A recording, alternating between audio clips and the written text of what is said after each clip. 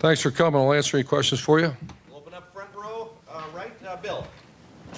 Urban, Eric Smith's finally healthy. He had some big plays last week. What have you seen from him this year? Can you describe his development? Well, number one is health, and then number two is maturity. He's taking care of his body, his life, his academics. So I just see a typical young guy that maybe wasn't quite as mature when he first got here, and he's really grown up.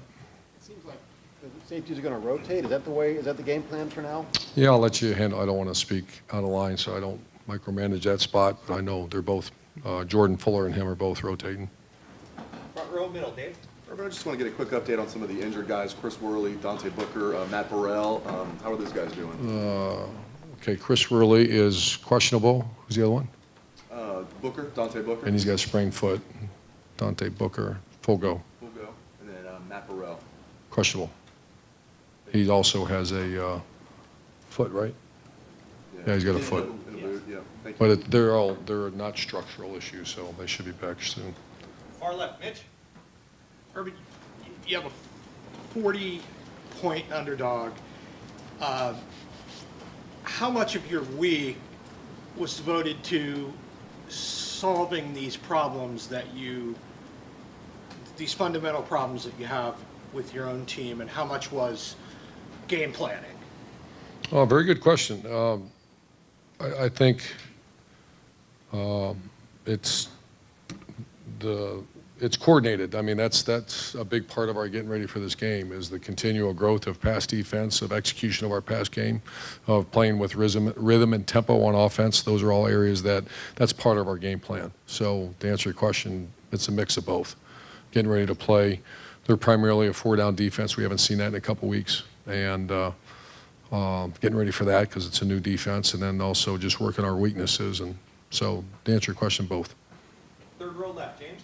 Yeah, Coach, what's the challenge? Obviously, JT and Dwayne have kind of different skill sets, and what's the challenge of putting together a game plan for JT, but also making sure you're bringing Dwayne along when they kind of have a different skill set? Another very good question. That's it's good to have both. You know, I've had that before.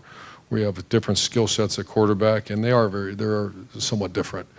I don't know if it's drastically different, but somewhat different. So we just have, the good thing is we have it all. It's just getting them ready so when you script plays, okay, Dwayne, you're in, and go. And Joe Burrow's, he's about 90%, so he's been cleared to play. He's still not 100%, but he's involved in that element. And he's probably in between the skill sets. If Dwayne goes in, does that change your gameplay calling at all? Yes, a little bit. Not drastically, but a little bit. Front row right, Austin. Urban, you talked about the kickoff coverage. That's kind of been one of your babies in your career, and you focused on the kicker. Is it just that guy that's creating some issues for you, or do you have other problems? Other problems, and they're out there actually practice ended, and they stayed out to get a little extra work, our kickoff team, because there was a loss of contain on with perfect kick on the one, and he brought it out 40 yards. That's the first time that's ever happened, where they beat us to the field. That's never happened before. So no, it's not just kicker issues. That's a spot, that kicking game in general is where you earn your keep, make a move. Are you giving other guys? Yep, you'll see some new guys with opportunities. Front row left, Doug. Urban, I think everybody saw JT's leadership potential early on here. I remember on signing day, people talking about what kind of person JT Barrett was. Can you see that in a young guy? What do you see? Are you on the lookout for that? I know you end up with a lot of great leaders here, but are you on the lookout for young Sure. guys? And what do you look for? How do you see it? Well, first they have a reputation when you recruit them in high school. So they move to the front of the list if you hear that great word that he's a leader and that he has positive impact on those around him and lifts just as a guy that provides energy for your program. There's nothing worse than a player that takes energy. There's nothing. I don't want him in here. And you come in and you take energy from the team and from us, and that's from bad attitude, lazy, just you really don't like it. Those people got to move on. They just don't survive here. And so we look for it. And then once we get a hold of them and they come here and you can start to see it, Baron Browning's a guy that I can see has that potential. I can see Jordan Fuller has that potential. So we really look for that. And we always see it when you guys put out the hype videos and stuff, just the speeches that JT gives sometimes. I mean, just what's your view on that? Have you had guys like that who do that, or is he something different? Yeah, I've had a couple. Obviously, that left-hander down in Florida was kind of like that. We had a kid named Brandon Spikes also down there that was kind of like that. I've had guys here, Zach Bourne turned out to be that. So yeah, we've had a few really good ones. And Evan Spencer, Josh Perry, those kind of players. Fourth row right, Nick. Urban, in your career, you've always been very particular about special teams. Why do those mean so much to you, and why do they continue to be so important to you? Oh, it's a long story, but back in, not to waste your time, but back when I was at Notre Dame, Bob Davie came in and said, I'm going to make you special teams coordinator. I said, no, I don't want to do that. I don't. But it was either that or get fired, so I said, okay, I'll do it. And I went on a journey and went to visit Frank Beamer, went to visit the Kansas City Chiefs, went to visit the New England Patriots, went to visit on some of that was on my own penny because they didn't allow me to go do that on their penny. And I just learned how valuable it was. And I love it. I just think that's a difference maker. All the big wins we've ever had, has since, the special teams have had major impacts. I just name another play or plays where you have 40 yards, 50 yards of change of field position every time you touch the ball. So that's why, and I just love it. And some places, special teams is thought of almost like a chore, but even going back to your BG days, you've always been putting your best players in special teams. Is that one of your core philosophies? Yeah, you think we just had this meeting with our team yesterday. I listed all the players from Zeke Elliott to Mike Thomas to, Mike Thomas started as a center on kickoff return. That's how Zeke Elliott was our 6 on kickoff, had a great play against Purdue one year. Knocked the guy out of bounds like a missile, and that's how I knew we had a good player. And there's certain players not allowed to play until you come on it.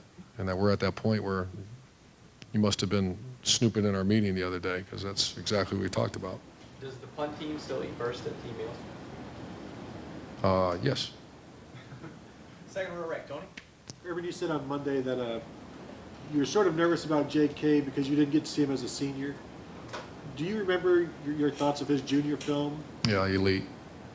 Just didn't know the quality of football because of a small school, and later found out it's great football and great coaching, and then you just don't get to see him play your senior, so we were a little bit worried. And then he's what you see on film. Would you agree? Absolutely. And then a little bit more because you don't see on film what kind of person he is. I mean, he's a 3+++ student.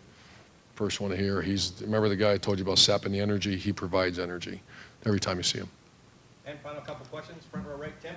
Speaking of JK, what in your mind would be an ideal way to, I don't know if it's split carries, but to use him and Mike Weber?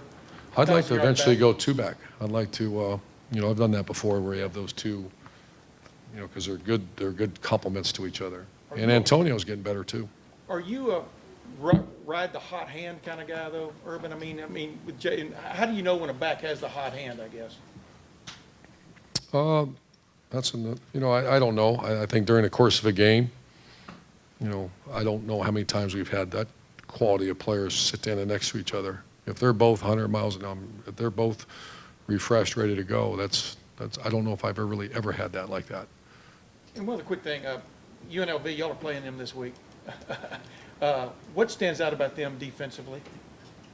Defensively, they're struggling a little bit. They're big guys inside are what stands out. Offensively is the biggest concern right now. They're really good. They're 5th or 6th in the country in offense. But defense, they have 2 guys that, have potential to be NFL guys inside, big 310-pound guys that you just have to control the line of scrimmage. And final question, second row right, Dan. How quickly did J.K. relieve you of those worries about how he'd be after missing his senior year? Pretty quick. Even off-season, he got here in January. In off-season conditioning, you started seeing it, and then spring ball we all looked at each other and said, oh, we got one here.